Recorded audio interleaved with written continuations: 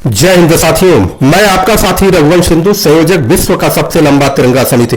मित्रों, एक भारत में संत है यति नरसिंहानंद गिरी जी महाराज। इनके बारे में बताना कुछ जरूरी है और इनकी समस्या क्या है ये भी बताना जरूरी है। सनातन धर्म के लिए या सनातन धर्म के विरुद्ध या सनातन धर्म के लोगों के लिए कार्य कर रहे हैं कि नहीं कर रहे, ये भी बताना जरूरी है। सबसे पहले मैं आप सभी लोगों से यह बात पूछना चाहता हूं कि गूगल से लेकर के हर जगह आप सर्च करिए कि संयोगिता किसकी पुत्री थी। संयोगिता देखने पर आपको मिलेगा कि जयचंद्र की पुत्री थी। और संयोगिता का पृथ्वीराज चौहान से क्या संबंध था ये पूरी दुनिया जानती है। इसी की सच्चाई उन्होंने सबके सामने रखी थी कि क्या कारण था कि सनातन धर्म के दो योद्धा या सनातन धर्म के दो वीर एक दूसरे के विरुद्ध होकर के सनातन धर्म के लिए हानिकारक सिद्ध हो गए और यह बात किया। उस पर पुलिस की कार्रवाई हुई। बहुत सारे लोगों ने उनके शिकायत किया कि ये इस तरह का, एक तरह से समझिए कि भावनाओं को ठेस पहुंचाने का कार्य कर रहे हैं। पुलिस ने उस पर तुरंत रिपोर्ट दर्ज किया। ये समस्या इस बात की है कि अगर आपके घर में डकैती पड़ जाए, आपके घर में कुछ और हो जाए या आपका कोई पैसा लूट ले जाए, उसका पुलिस में रिपोर्ट दर्ज कराने में आपको नाकों चने चबाना पड़ेगा। परंतु एक बार भी पुलिस विभाग ने चिंतन नहीं किया कि जो इन्होंने कहा पहले उसका वेरिफिकेशन कर लें, उसमें क्या सच्चाई है क्या अच्छाई है, ये सारा वेरिफिकेशन कर लें। चलिए ये हो गया, परंतु उसके बाद भी महामंडलेश्वर यति नरसिंहानंद गिरी जी महाराज जी उन्होंने क्षमा भी मांगी।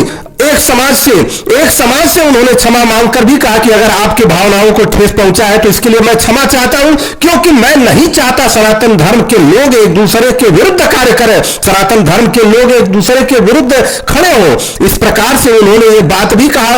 परंतु दुर्भाग्य इस बात की है कि सच्चाई सबके सामने प्रस्तुत होने से लोगों के भावनाओं में कैसे ठेस पहुंचता है हमको यह समझ में नहीं आता है। उसके बाद भी अगर इस प्रकार का सनातन धर्म के लोग इस प्रकार का व्यवहार करते हैं यति नरसिंहानंद गिरी जी के महाराज जी के साथ, तो ये इससे बड़ा दुर्भाग्य क्या हो सकता है। यति नरसिंहानंद गिरी जी महाराज जो सनातन धर्म के लिए मरने मिटने के लिए तैयार है, हर प्रकार के कार्य करने के लिए तैयार है, पूरा 24 घंटा वो पूरे भारत में अनवरत चल रहे हैं।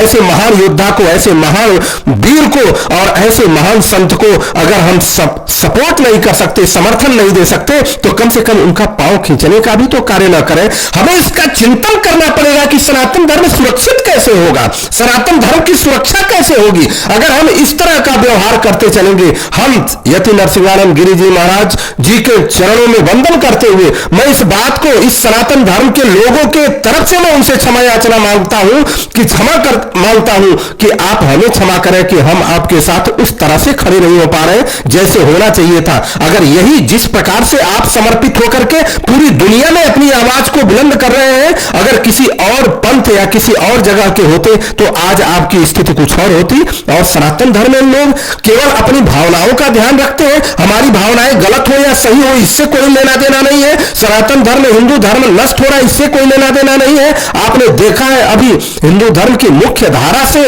हट करके अब उमा भारती जा रही है, जैन पंथ में जा रही है।